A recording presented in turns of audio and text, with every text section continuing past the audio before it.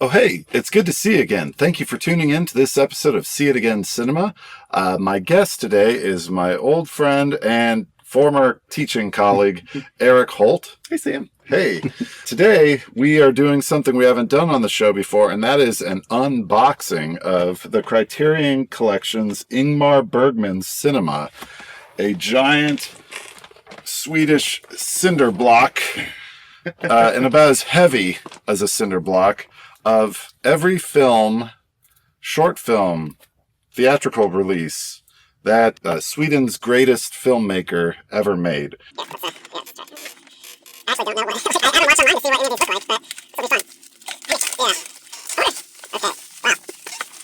$300 gets you everything one filmmaker's ever made. I like that they usually have like the informational sheet is separate from the aesthetic object, which that's kind of interesting. His hands, kind of like he's praying, but covering his eyes.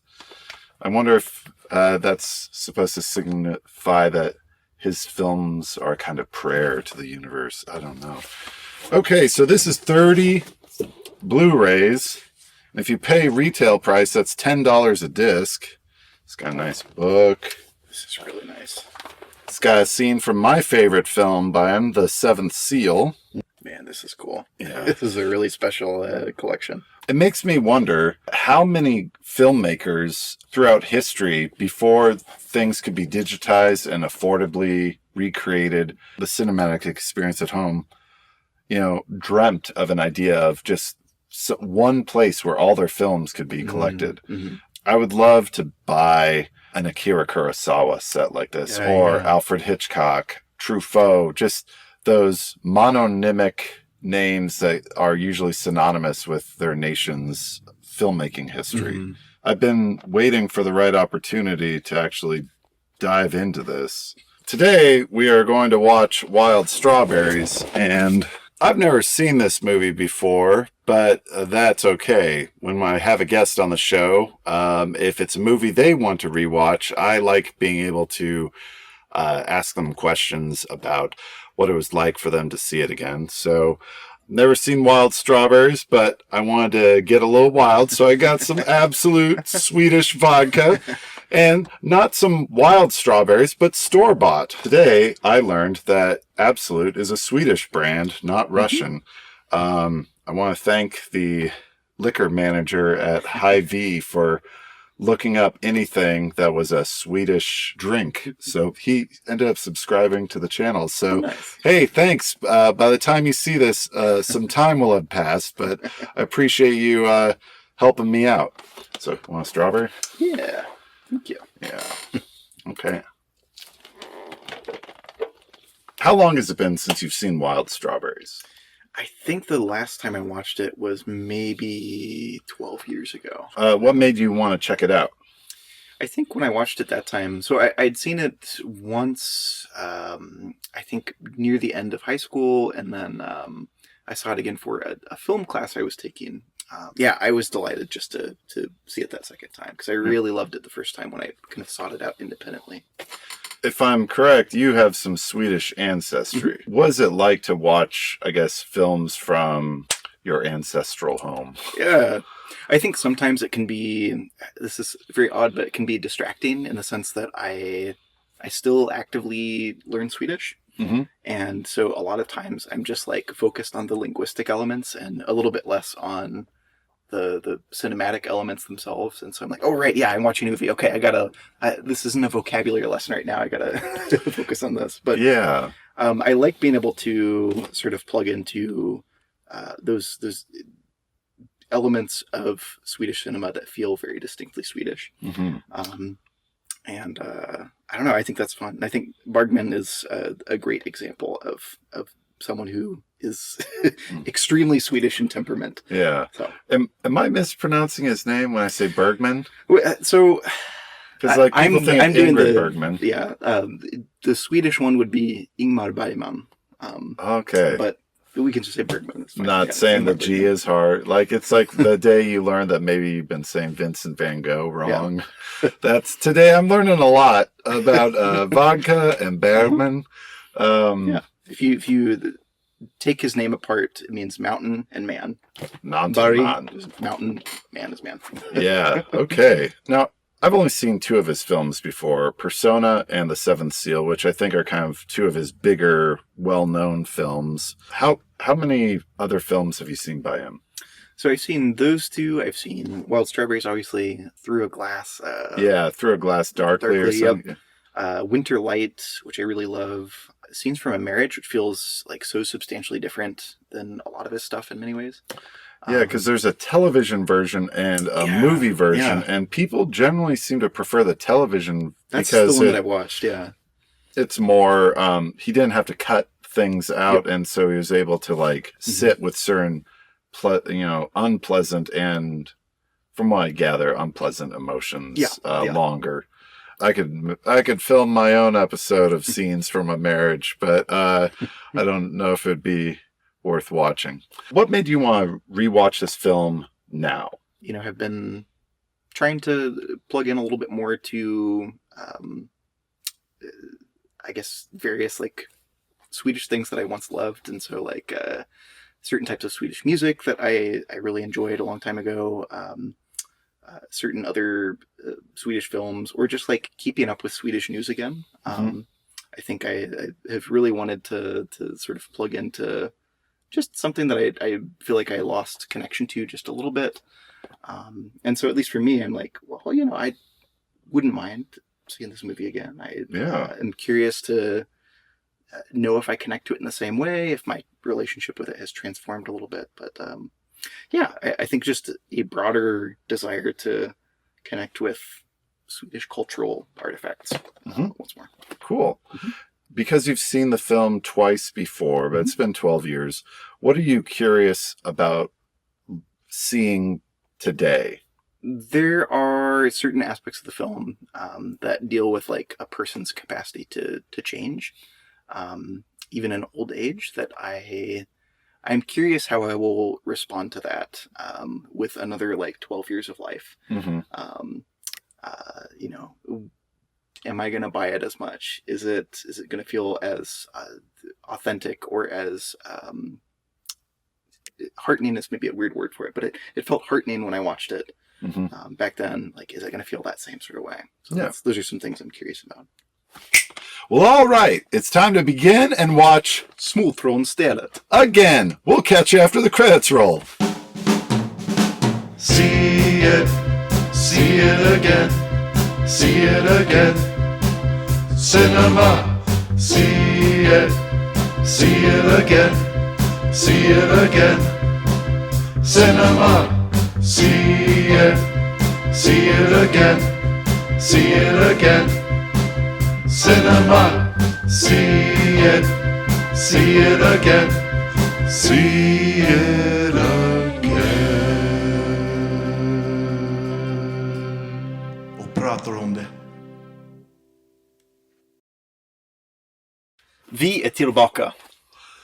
Yeah, so what'd you think of seeing Wild Strawberries after 12 years? Man, I still love it. I know that we had had that, or you asked that question about, what's your favorite film? And I still don't really have an answer, but I like the chance to go back to one that at the time I would have probably said that was one of my favorite films, and I think it's still up there. Are there certain moments in the film that hit in a different way? I think near the end, his efforts to sort of his meaning Isak's efforts to almost expedite, I want to be this different person now. And then other people being so used to how he communicates otherwise, or, people who haven't had the same experience that he has had in the past, 12, 24 hours. Sort of pushing back against that, his housekeeper, whose last name I'm forgetting, Agda. Miss Agda. Yeah. Yeah. Her being no, it's fine if we keep calling each other, by our last names instead of our first names. And then his son a little bit insisting no, I'm going to pay that back. So I don't know. I think that part strikes me maybe differently than it did back then. And that, I think recognize more how efforts to good faith efforts to change take some time. And you cannot guarantee that the people in your life who have been used to the ways in which you communicate, often negatively or in ways that are frustrating or ways that have been passed down and down and down and down. You cannot expect that they will immediately, catch on and then be like, okay, yeah, this is how we're doing things now. So I thought that was very interesting, and felt very real to me. Yeah. In Greek theater, I believe it was Aristotle, one of his rules was that tragedy should take place all within the beginning and end of one day, and it creates this kind of unity. And I find it fascinating that the dream sequences and the travel and the memories enable them to expand that time frame. Yeah. I want to talk about those dream sequences because I can see how haunting they were, especially the first one, which is just great. I mean, I wonder what it was like for audiences to see that. I mean, because cinema was still new, and I don't know how often dream sequences were presented, but particularly the coffin scene made me think of Star Wars Episode 5 when Luke pictures Vader, and I could see how somehow this was an influence on George Lucas and the other people. Yeah. But the dream forces him to wake up early and decide to make a change. And I think there is something noble about, we don't know how much time he has left. His mother is still alive, so maybe he's got that genetic health to where he could have another 18 years. Yeah. Although I think he doesn't want to end up like her. What are some other things, I guess, that you love about or appreciate about this film? This is related, but I think it is maybe a little bit tangential. I think about this film in comparison to, I'm going to just say the the 1970s Scrooge adaptation, or Christmas Carol adaptation with Albert Finney. And both these are movies I love a lot. And I think about certain shared elements of, this Wild Strawberry Story and A Christmas Carol. I was also getting some Dickens vibe, but I think there are certain really interesting, differences that make this one for me a more fascinating narrative. I think with, again, I'm referencing just Scrooge because I've seen that particular musical adaptation of A Christmas Carol over a dozen times at this point. I really love it. But he's this man who everyone knows is kind of a scumbag, and his change near the end is immediate, and people are literally singing and dancing with him and that sort of thing. And I love that. I can get into the spirit of it, the Christmas spirit of it. But I think about what is really interesting in terms of Wild Strawberries is it takes kind of that same conceit of an old man who is reflecting on the ways in which he's behaved, reflecting on his mortality, and however much time he has left in connection with his family, and is trying to make these changes. But I think, this one, it feels more realistic. There's not the song and dance at the end. There's not the immediate, and then I think along with that too, there is sort of the interesting piece of a lot of people in his life outside of his family, particularly, think that he is this incredible person. He's literally going to a ceremony to celebrate him. And so from the outside, he is this accomplished doctor. He has this family. He's lived a long, respectable life. And even those 3 kids, or young people who ride along in the car are like, "Oh, Father Isaac, we're so proud of you," and that sort of thing. And it's just, I think the contrast there is just so interesting to me.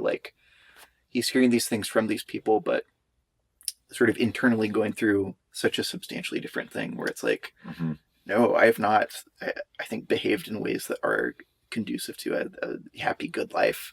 I've not, treated the people I ostensibly love or am supposed to love with, sufficient care and patience and kindness. And that to me, I just, I don't know. I'm kind of rambling, but no, it's not rambling. I was also getting the Christmas Carol vibe, but when you start bringing up the differences with it, one difference in this film, this conceit or premise, that's different from pretty much every version of Christmas Carol that I'm aware of, is there is no guide. There is no one who's taking him and telling him the truths that he didn't know. It's almost like he's on his own journey of reflection, and that he's coming to certain conclusions about his past without some ghost of Christmas past or yet to come telling him how he was wrong or whatever. I guess there is the dream sequence guy in the Dark Nightmare who shows like the courtroom sort of. Yeah, scenario? the courtroom, the examination room, and then goes to show, I think, like what happens in the woods with his wife. Yeah. Which, when you think about the contrast, I think that I love that this movie is in black and white, and I'll never understand people who think black and white is boring, because I just think it's so gorgeous. It does create opportunities for great contrast. I was thinking about how pretty much almost everyone from his family, his siblings and cousins, are not a part of his life anymore. Most of them are dead and gone. And we get two processions, one of all the learned figures who have achieved in science and medicine and academia. But it's a very kind of not particularly joyous thing, even though it's supposed to be celebratory and they're laudatory. They kind of are shuffling in their black robes and their tails through the church. And then we get to see the memory of everyone who's leaving the summer home and getting on the boat, but they're all dressed in white. And and it seems like a more playful type thing. And I was just struck by how many great iconic images there are that convey some meaning, but that don't necessarily hit you over the head with what it means. Yeah. Like to see the father and the mother on the shore and the dad's fishing, but we don't, there's no conversation between them. It's just like he's happy to see them again. Yet his own son seems to think that his parents' marriage was hellish, so much that he doesn't want to live and doesn't want to bring a life into this world or continue it. But near the end, there almost seems like a little bit of hope. Like maybe nothing's resolved, but there is this idea that the door is open to, is it Egald? Or Ewald, yeah. Ewald. And Marianne, maybe staying together. And, so it, in some ways it does feel more like real life, because not everything is resolved in one day, but he started the day with some terror, and he seems to go to sleep with a little bit of peace. Yeah. He's found some kind of satisfaction that I don't think he had at the start of the day. You and I both come from a film studies background. We both taught film as literature courses. If you were to talk to students or just someone who saw this movie and liked it, what are some other connections to other films that you see in Wild Strawberries? I would probably, this isn't like a specific film, but I'm thinking about how does this fit in the road trip genre? I'm thinking about, the most manifestations we see of the sort of road trip genre are a little sillier, whereas this one is intensely introspective, and it has moments of levity and silliness and horror. It's very, it's kind of emotionally giving a lot. But I don't know, I might talk to students about that, about the sort of, sorry, I'm doing teacher brain here, but the narrative structure of teachers have brains too. Yeah, we do. Yeah. But I think the narrative structure of a road trip film, and what is it that a road trip means to us psychologically or culturally?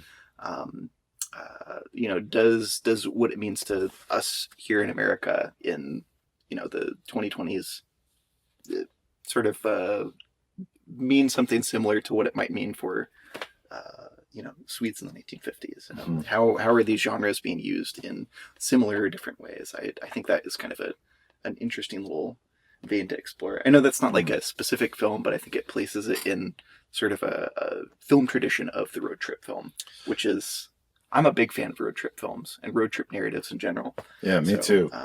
All about it. Yeah. My senior thesis was called The Road Triptych. And it was 3 journey narratives in 3 different genres that all tied together in a very strange way. I don't think it'll ever get published. I hope it doesn't. But it's a very malleable format because the structure of it enables all kinds of things. He also had a bit of a journey in his previous film to this, which is The Seventh Seal. And I was struck by how that film is about 1/3 of Europe just getting... The plague kills off a third of people. And the people on that journey fleeing death are, for the most part, young. Here, we have an old man who's had a long, seemingly full life, who is still fleeing death. And I'm interested about that this was filmed afterwards. There's even the chess set in Isaac's office or study when he first leaves. Seems pretty avoidant of it. Yeah, and he looks at it and is like, ugh. Yeah. And I love watching a filmmaker's filmography in chronological order because you start to see little leitmotifs and subtle jokes and nods and allusions that are threaded throughout kind of a self-referentiality, but usually not like anything too obvious. How do you, from the other Bergman, films, how do you see this like tying together with some of the other films you've seen? I think this one has, it feels more tender than the others I've seen. I think about like ones like Winter Light or Seventh Seal that have a certain bleakness to them. And I mean, this one certainly has a darkness to it, but I don't ever think it is without hope. And I think that's one of the reasons I feel I feel like this movie is very precious, is that he does... Bergman is able to, really capture that spirit of tenderness without going into sentimentality. I think he's very effective at that. So, I mean, this film, feels in line with a lot of the others sort of thematically, but at the same time, I'm like, it feels maybe a little more hopeful without it being a cheap sort of hope. So. He was very struck by seeing the watch without the arms on it because what is a clock or a watch if it cannot tell time? Some people would look at that and be like, oh no, what time is it? How much time do we have left? But if there's nothing on the dial to tell you how much time is left, well, maybe you've got plenty of time. Yeah. No one knows. And maybe that is such a powerful symbol. And I love the way it was used. Non sequitur. Most of my family were Swiss German, but my paternal grandmother was Swedish, Jansson, or Johnson, Betty Jean Johnson. I'd like to dedicate this episode to my dearly departed grandmother, Betty Jean Johnson, because she would make lutefisk on Christmas Eve. We had that orange Swedish horse. She knew some Swedish, but never really taught us other than Isa Nuga or something like it doesn't matter. I don't know. I'm probably not saying it right. How do you say it doesn't matter in Swedish? Oh, jeez. I'm forgetting. Oh, Isa Nuga, it doesn't matter. But what I thought was interesting about the road trip journey and the young couple and the middle-aged couple that were bickering and the dream sequences mixed with the memories create a really innovative way to teach or to convey his family's history.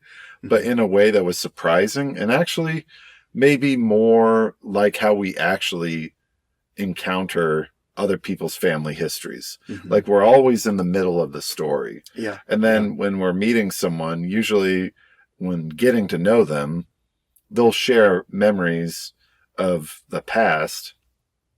And it usually has more significance to that person than it ever could to us. Any other topics or specifics about the film you'd want to discuss? Well, I think about, watching it now versus watching it back then. I guess like personal history, like back when I watched it like 12 years ago, I quite depressed, not medicated at that point. In that very depressed state, I found, I think, a lot of comfort in this idea of, Smultronstället is like, it's the strawberry patch, but it's also like, a place in memory that you return to that few other people know.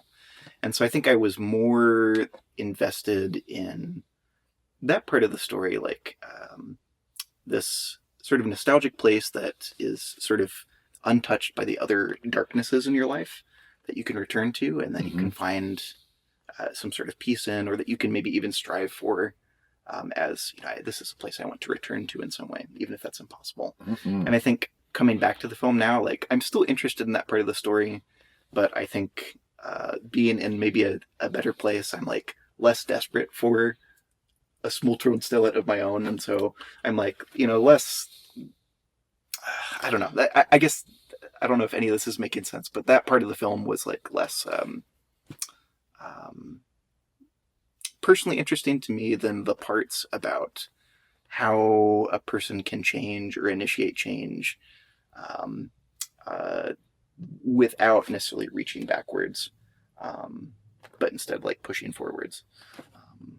It seems maybe that the film is conveying a yearning for the future rather than a longing to return to some distant past. Yeah.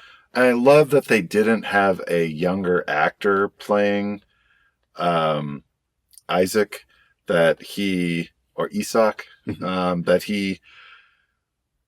is interacting or trying to talk to or communicate with the people in the past. And sometimes he's able to, and sometimes he's not. I can see how the film, at where we are in our lives as we're pursuing new enterprises, that, even that line at the end where the housekeeper says, I'll leave the door open if you need anything. Or want anything. Which I thought was interesting. Yeah. I don't know if that was a translation thing. I'd have to go back to but the expression on her face seemed to have a hint of like, where she's open to the idea of, I love films that do not end with the happy ending, but just have a little arrow pointing up to say that a happier days are possible. Right.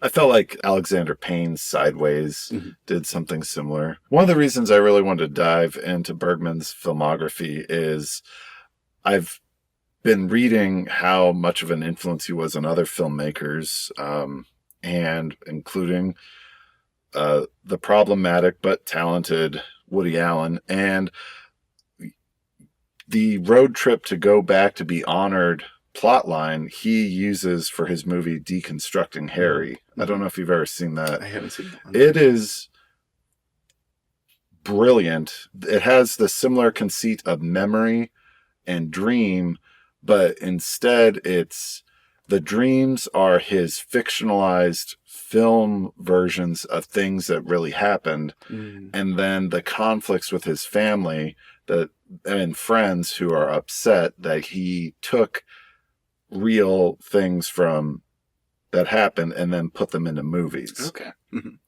And it shows kind of like, I would say his the torturous existence, and the cost of all of that. But he's still on his way to be honored at his alma mater. And it has a very different ending, but I found it to be a really interesting ending. Okay. So if there was one other film that would be an interesting A-B comparison, I think deconstructing Harry be worth checking out. I'm still sort of thinking about the ending where he, waves to his parents from across the water there, and they're kind of doing their own thing. And that to me, maybe I'm just thinking about my own the Swedish side of my family, but that felt very Swedish. Like everyone's sort of doing their own thing, a little distance between them, no talking really happening, being out in nature, and sort of this ambiguity in that scene that I think is really interesting. Of like, is this like a peaceful moment? Do we actually know that? Is this a moment in which the parents of this ostensibly hellish marriage are, having, bonding together and enjoying their time, or is there like in the silence and supposed peace of this moment, like some sort of simmering resentment, even at this beautiful summer house? Did his parents have the hellish marriage, or because it made it sound like Evald said his own parents had a hellish marriage? Yep.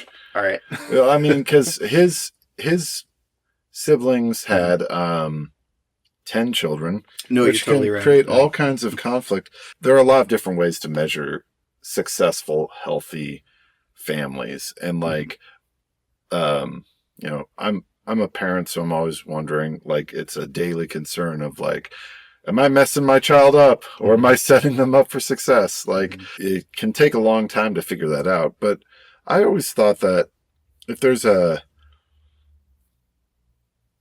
idea that if parents raise children so that the siblings want to spend time together as adults, that there's a connection, that's a sign of success.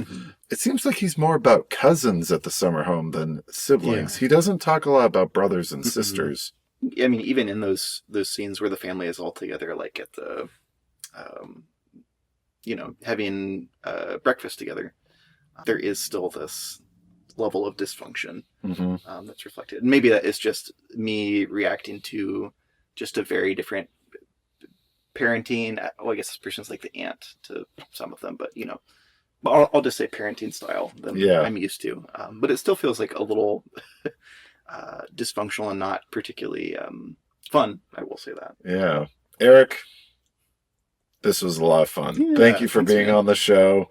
I wish you well in your future endeavors. Thanks. As you're moving up to a place that is climate-wise a little more similar to Sweden. Yeah. Hope to visit, and hope you visit, and we'll have you back on the show in the future. Maybe to watch The Descent. Perfect. So, a very different movie. Yeah. But I mean, that's what the show's about. Thanks for being on the show. Well, all right. That'll do it for this episode of See It Again Cinema, where old movies make magical new memories. Thanks for rewatching, and we'll see you next time.